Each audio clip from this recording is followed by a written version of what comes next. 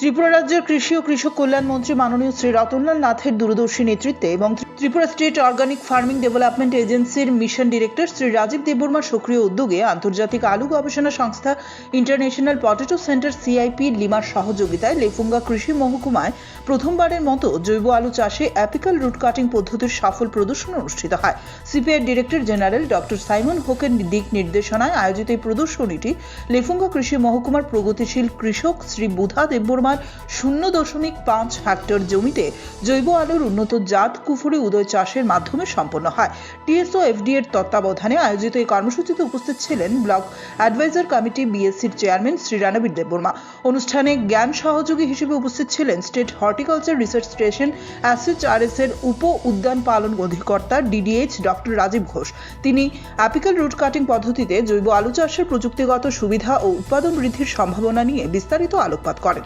এছাড়াও লেফুঙ্গা কৃষি মহকুমার superintendent of agriculture Shri Ashis Debbarma সহ টিএসও এফডিএ ও কৃষি দপ্তরের অন্যান্য আধিকারিকেরাও উপস্থিত ছিলেন। তারা আধুনিক বৈজ্ঞানিক ও উদ্ভাবনী জৈব কৃষি পদ্ধতি গ্রহণের মাধ্যমে উৎপাদন বৃদ্ধি এবং কৃষকদের আয় উন্নয়নের উপর গুরুত্ব আরোপ করেন।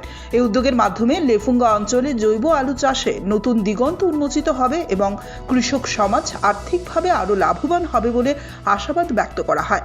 আমাদের ত্রিপুরা রাজ্যে গত 2 বছর ধরে আমরা আলুর যে এপিক্যাল রুটেড কাটিং এবং টিস্যু কালচারের ল্যাবরেটরিতে তৈরি করা বা এআরসি ডিরাইভড যে চারা আমরা ত্রিপুরা রাজ্যে করেছি, তার 2 বছরের যে আমাদের রেজাল্ট, তার নিরিখে আমরা আজকে এবার লেফুঙ্গাতে আমরা নিয়েছি।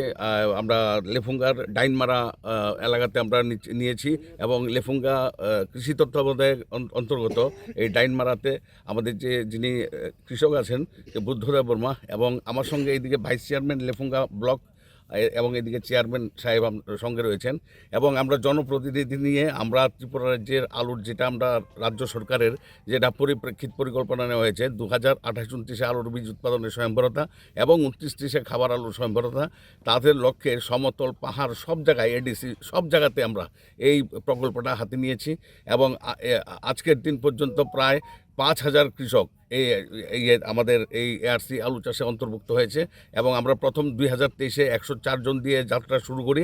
তার পরবর্তী বছরে 400 জন, এই বছর আমরা 5,000 নিয়েছি। Bureau report, CNA TV.